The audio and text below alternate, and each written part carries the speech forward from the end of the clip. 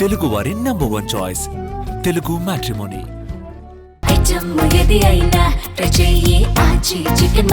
ఆచి చికెన్ మసాలా. నాగార్జున యాదవ్కి బలుపంతా పోవాలి.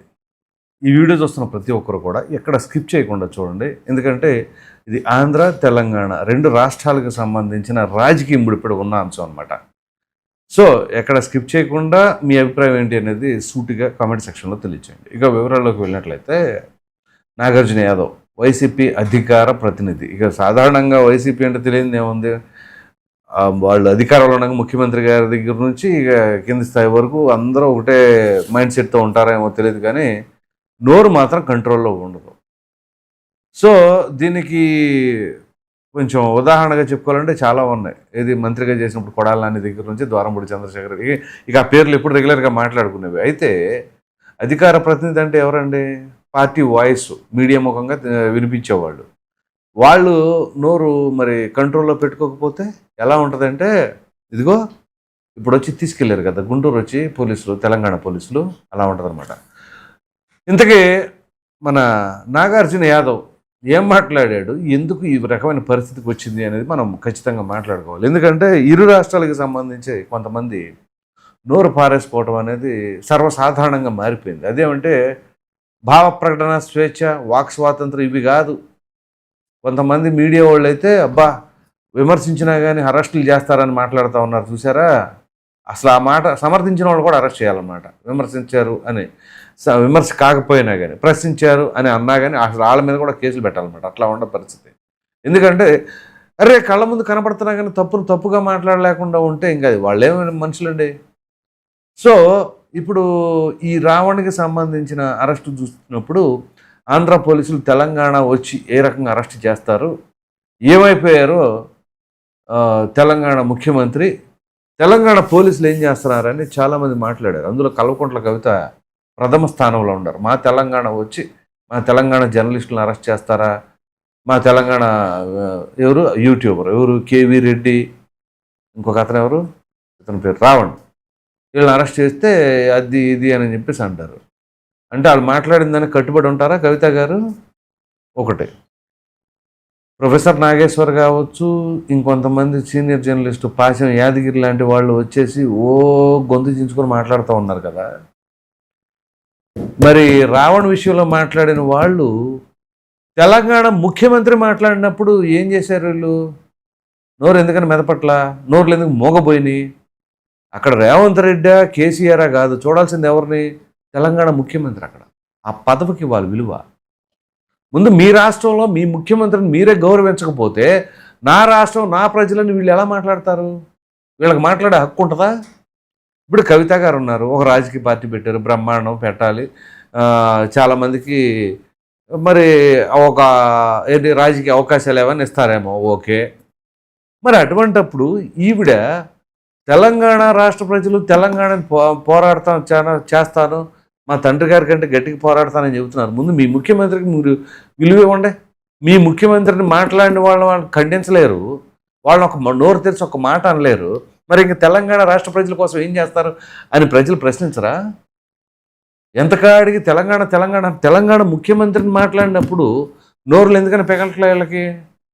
ఇక్కడ కూడా సెలెక్టివ్గా మనం ఈ విషయంలో మాట్లాడాలని చెప్పేసి ఏమైనా డిసైడ్ అయ్యారా? ఇది ఇంకా ఇప్పుడు అసలు మాట్లాడదాం. మనోడు కామెంట్స్ ఒకసారి వింటూ విశ్లేషణ చేద్దాం. జొమాటో స్విగ్గీ డెలివరీ బాయ్ గురించి మాట్లాడుతున్నారు. ఆ డెలివరీ బాయ్ గురించి అంత తక్కువ మాట్లాడితే అంత మంచిది. అదే Swiggy Zomato delivery boy Nagarjuna Yadav, నీ వయసు ఎంత? నీ రాజకీయ ప్రస్థానం ఎంత? నీ వయసుకి ఆయన రాజకీయ అనుభవానికి కొంచెం తక్కువ వేరియేషన్ ఉంటుంది, గ్యాప్. ఆయన మామూలు వయసులో సగం ఉంటుంది నీ వయసు. ఒకటి, ఆయన సాధించిన దాంట్లో సగం కాదు 10వ వంతు నువ్వు సాధించగలవా? రేవంత్ రెడ్డి గారు అంటే ఏంటి అనుకుంటున్నావు? కాంగ్రెస్ పార్టీ ఇవన్నీ ప్రక్కన పెట్టేసేయండి. పొలిటికల్గా ఆయన ఒక స్టార్, మామూలు స్టార్ కాదు, ఆయన ఒక ఫైర్ బ్రాండ్. ఆయన మార్చుకున్నాడు, మామూలుగా ఒక నాయకుడిగా రూపుదిద్దుకున్నాడు, ప్రజల గొంతులాగా వినిపించాలనుకున్నాడు. అది తీసుకొచ్చాడు. ఇవాళ కాంగ్రెస్ పార్టీ అధికారంలో ఉంది అంటే కేవలం రేవంత్ రెడ్డి గారి వల్లనే. అంతేగాని కాంగ్రెస్ పార్టీ రేవంత్ రెడ్డి వల్ల కాంగ్రెస్ పార్టీకి గెలిచింది, కానీ కాంగ్రెస్ వాళ్ళు రేవంత్ రెడ్డి గారు గెలిచారని చెప్పేసి ఏ ఒక్కరు అనరు. కాంగ్రెస్ వాళ్ళు రేవంత్ రెడ్డి గారు గెలిచే లెక్క అయితే కాంగ్రెస్ వాళ్ళు ఇంకెంతమంది గెలవాలి? రేవంత్ రెడ్డి గారు వచ్చేంత వరకు కాంగ్రెస్ అధికారం లేదు ఇక్కడ. అది రేవంత్ రెడ్డి గారి యొక్క పవర్. ఆయన ఇండిపెండెంట్గా జెడ్పీటీసీ నుంచి మొన్న సీఎం దాకా మొన్న 20 years సెలబ్రేషన్ జరిగింది. అసలు ఆయన గురించి మాట్లాడటానికి ఏ ఒక్కరికి అర్హతలు ఉండవు. ఎందుకంటారేమో, ఎటువంటి బ్యాక్గ్రౌండ్ లేకుండా సొంతగా ఎదిగిన మనిషి ఆయన. ఇదిగో వీళ్ళ పొలిటికల్ సపోర్ట్ ఉంది, వాళ్ళ పొలిటికల్ సపోర్ట్ ఉంది అనే అసలు లేని వ్యక్తి ఆయన. అటువంటి రేవంత్ రెడ్డి గారిని పట్టుకుని స్విగ్గీ జొమాటో అంటావా? అసలు నీ వయసు ఎంత, నీ స్టేజ్ ఎంత, నువ్వు ఎలా మాట్లాడతావు అని చెప్పేసి కింద కామెంట్లు చూసుకో ఒకసారి. ముందు అసలు నీది ఏ రాష్ట్రం? ఆంధ్రప్రదేశ్ రాష్ట్రం అయితే నీకు అక్కడ దాంతో పని ఏంటి? ఆ రాజకీయంతో పని ఏంటి? మీ పార్టీ అక్కడ లేదు, వదిలేసి ఇటు వచ్చేసింది. ఇంకా అటువంటిప్పుడు మీకు ఆ రాష్ట్ర రాజకీయాలకు సంబంధించి ఆయన ఏం మాట్లాడుతున్నాడు ఇంకా విందాం. ముఖ్యమంత్రి పదవి కాదు కదా, ఎమ్మెల్యే పదవి కూడా జొమాటో డెలివరీ బాయ్ అర్హుడు. అదే ఒక సీఎంగా ఉన్న వ్యక్తిని పట్టుకొని ముఖ్యమంత్రి పదవి కాదు కదా, ఒక ఎమ్మెల్యేగా కూడా అనర్హుడు. ఈ కుర్రోడు మరి దేనికి అనర్హుడో, దేనికి అర్హుడో? ఎవరు? ఈ నాగార్జున యాదవ్. నువ్వు ఎప్పుడైనా సరే సర్పంచ్ కన్నా పోటీ చేసావా? లేదా మీ ఇంట్లో వాళ్ళని సర్పంచ్ కన్నా పోటీ చేశారా? అది చూడు, నీ స్టేజ్ ఏంటి, నీ కెపాసిటీ ఏంటి, అది తెలుసుకో. ఏదో మనకే అధికార ప్రతినిధి పోస్ట్ ఇచ్చారు కదా, మీడియా ముఖంగా మాట్లాడుతున్నాం కదా అని ఎలా పడితే అలా మాట్లాడారనుకో మామూలుగా ఉండదు. కొవ్వు మొత్తం తీసేస్తారని చెప్పేసి తెలంగాణ సోదరులు అభిప్రాయపడుతూ ఉన్నారు. సో అసలు ముందు ఫస్ట్ ఆఫ్ ఆల్ నీకున్న ఎలిజిబిలిటీ ఏంటి, ఎవరిని విమర్శిస్తానికి? సో నీ రేంజ్ ఏంటో చూసుకోవాలి, నీ తాహత ఏంటో తెలుసుకోవాలి. అలాగే ఒకవేళ ఎడ్యుకేషన్ క్వాలిఫికేషన్లు ఉంటే ఉండొచ్చు, దానికి తగినట్టుగా ఉద్యోగం చేసుకో, ఎడ్యుకేషన్ క్వాలిఫికేషన్ అనేది. అంతేగాని దాన్ని తీసుకొచ్చేసి రాజకీయాలకు ముడిపెట్టి ఒక నాయకుడిని ఉద్దేశించి టార్గెటెడ్గా మాట్లాడగలిగే కెపాసిటీ లేదు కదమ్మా అని చెప్పేసి కూడా చాలామంది విమర్శిస్తున్నారు. ఇంకా చూద్దాం. వాడు వీడంట. అసలు నీ వయసు ఎంత? ఈడిస్తే అంతే. మొన్న రెండు సంవత్సరాల క్రితం ఇప్పుడు పెళ్ళైనట్టు, సంవత్సరంన్నర క్రితం.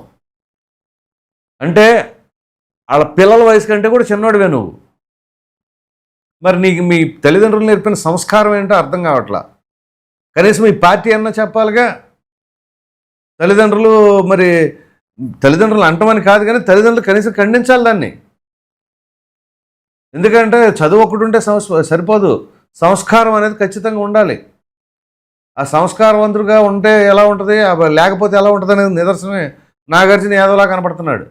నేను ఏదో సీఏ చేశానంటే సీఏ కాదు కావాల్సిందే, కూసంత సంస్కారం. ఆ సంస్కారం లేదనుకో నువ్వు ఎన్ని సీఏలు చేసినా ఈ బలుపు తీసే కార్యక్రమం జరుగుతుంది. చూద్దాం ఇంకా. అది జీవో చదవటం వచ్చా అంట, చూద్దాం ఒక నిమిషం. ఆ జొమాటో బాయ్ కి జీవో చదవడం వచ్చా? జీవో ఎంఎస్ మిస్లీనియస్ అంటే ఏందో తెలుసా? జీవో చదవడం వస్తే సరిపోదు నాన్న. జీవో చదవమంటే చాలా మంది చదువుతారు. నువ్వు ఒక స్కూల్ దగ్గరికి వెళ్ళు, పిల్లల దగ్గరికి వెళ్ళు, ఏ పిల్లవాడిని అడిగినా కొంచెం జీవో ఇచ్చి చదవమంటే చదువుతారు. అది కాదు ఇంపార్టెంట్. ఇప్పుడు జీవో పాస్ చేసే కెపాసిటీ, జీవో మీద సంతకం చేసే కెపాసిటీ ఉంది రేవంత్ రెడ్డికి. అది ఆయన కెపాసిటీ. జీవో చదవటం కాదు, నువ్వు చదువుతూ వచ్చు. నువ్వేం చేస్తున్నా? ఇప్పుడు వెళ్ళి లెక్క ఎత్తావు అంటూ అక్కడ సెల్లో ఓసలండి అనేది. జీవో చదవటం వచ్చా చూద్దాం. జొమాటో బై జీవో రొటీన్ అనేది తెలుసా? భారతదేశంలో ఉన్నటువంటి అత్యంత నా తప్పుని నేను నిర్వహించుకుంటున్నా. నిజంగా నేను జొమాటో స్విగ్గీ డెలివరీ బాయ్ ని ఏమన్నా రేవంత్ రెడ్డితో కంపేర్ చేసి డెలివరీ బాయ్ స్థాయిని తగ్గించుకుంటే నిజంగా చూడు ఎంత పొగరో బలుపు. లేకపోతే రేవంత్ రెడ్డితో స్విగ్గీ జొమాటో డెలివరీ బాయ్ల స్థాయి తగ్గించాను నేను, వాళ్ళ స్థాయిని తగ్గించిన వాళ్ళకి అపాలజీ చెప్తున్నానని చెప్పేసి అన్నాడు. కేఎస్ఆర్ సీనియర్ జర్నలిస్ట్, ఆయన ఆ డిస్కషన్ పెట్టింది ఆయనలే. ఆయన ఖండిస్తూ ఉన్నారు. ఆయన ఖండిస్తూ ఉంటే మనోడు ఆగట్లా. ఏదో అంటారు కదా, తోక తగిన పిట్టలాగా అటు ఇటు ఎగురుతున్నట్టు మనోడు చేస్తున్నాడు. సో మనోడు మాట్లాడితే ఏమంటున్నాడు, జీవో చదవడం వచ్చా, అదొచ్చా ఇదొచ్చా. ముందు మీ నాయకుడిని అడుగు ఆ మాట. జగన్మోహన్ రెడ్డి గారిని అడుగు. జగన్మోహన్ రెడ్డి గారు జీవో చదవడం వచ్చా అని ఆయన్ని అడిగానని చెప్పేసి చాలామంది కూడా అభిప్రాయపడుతూ ఉన్నారు. ముందు వీళ్ళ ఎడ్యుకేషన్ క్వాలిఫికేషన్ ఏంటి, అదేంటి ఇదేంటి కాదు. ప్రజలు ఏం చూస్తారో తెలుసా? ప్రజానాయకుడా కాదా, ప్రజలకు అందుబాటులో ఉంటాడా లేదా, మన కష్టాలు అర్థం చేసుకోగలడా లేదా, అవి చూస్తారు. ఎడ్యుకేషన్ క్వాలిఫికేషన్ కావాలంటే అందరు గోల్డ్ మెడలిస్టులే ఉంటారు, కానీ అందరు రాజకీయ నాయకులు కారు. అది గుర్తుంచుకో. సో రాజకీయాల్లోకి రావాలి అంటే ప్రజల మనసు అర్థం చేసుకునే కెపాసిటీ ఉండాలి, ప్రజల గొంతుకులాగా మాట్లాడగలగాలి. మన ఇష్టం వచ్చినట్టుగా మనకు ఎంత బలుపు ఉంది, మనకు ఎంత పొగరు ఉంది, మనకు ఎంత మదం ఉంది అనేది మీడియా ముఖంగా తెలియజెప్పడానికి కాదు. సో ప్రజల కోసం ప్రజల గొంతు ఏంటి అనేది వినిపించగలగాలి. లేదంటే అన్నీ వదిలేసి కామ్గా పక్కన కూర్చోవాలి. అంతేగాని ఎలా పడితే అలా మాట్లాడారు అనుకో, ఇదిగో ఇప్పుడు పోలీసులు అరెస్ట్ చేశారు కదా, నిన్న సండే కాబట్టి నేను అందుబాటులో లేనని ఇప్పుడు ఈరోజు చేయడం జరుగుతుంది. సో ఎప్పుడైనా సరే సహేతుకంగా విమర్శించాలి, అంతేగాని ఎలా పడితే అలా మాట్లాడారు అనుకో. ఇప్పుడు తెలంగాణ వాళ్ళు ఒక్కరు నోరు తెరవట్లా, ఒక్కరు ముఖ్యమంత్రి గారిని ఉద్దేశించి మాట్లాడితే మరి తెలంగాణ కోసం వీళ్ళందరూ పాటుపడేవాళ్ళు అంట, కష్టపడేవాళ్ళు అంట. ఇప్పుడు తెలంగాణ పోలీసులు ఏపీకి వచ్చారు, అరెస్ట్ చేసి తీసుకెళ్ళారు. తప్పేంటి అక్కడ? ఆంధ్ర వాళ్ళు ఎవరైనా అంటున్నారు తెలంగాణ పోలీసులకి ఎంత ధైర్యం, ఎంత దమ్ము అక్కడికి వచ్చి అరెస్ట్ చేస్తారని. అలా మాట్లాడకూడదు, మాట్లాడరు కూడా ఆంధ్ర వాళ్ళు. ఎందుకు మాట్లాడరు అంటే చట్టాలు అనేవి తెలంగాణ అయినా, ఆంధ్ర అయినా, కర్ణాటక అయినా, తమిళనాడు అయినా, ఎక్కడైనా భారతదేశం మొత్తంలో ఏ రాష్ట్రంలో ఒకటే. వెళ్తారు, నోటీసులు ఇస్తారు, లేదా ట్రాన్సిట్ వారెంట్ తీసుకుంటారు, వస్తారు. అంతేగాని అసలు మీరు ఎలా వస్తారు, తెలంగాణ వచ్చి ఆంధ్ర పోలీసులు ఎలా అరెస్ట్ చేస్తారంట, ఇది రావణ కోసం. వీళ్ళంతా రావణుడి కోసం, వాళ్ళ కోసం, వీళ్ళ కోసం పోరాడుతూ ఉంటారన్నమాట. సో మొత్తం మీద చెప్పుకోవాల్సి వస్తే ఇప్పుడు ఈ నాగార్జున యాదవ్కి అయితే మొత్తం కొవ్వు తీసేయాలి అనే టైప్లో చాలామంది అభిప్రాయపడుతున్నారు. మరి మీరేమనుకుంటున్నారు అనే అభిప్రాయాన్ని అయితే కామెంట్లో తెలియజేయండి. Thank you.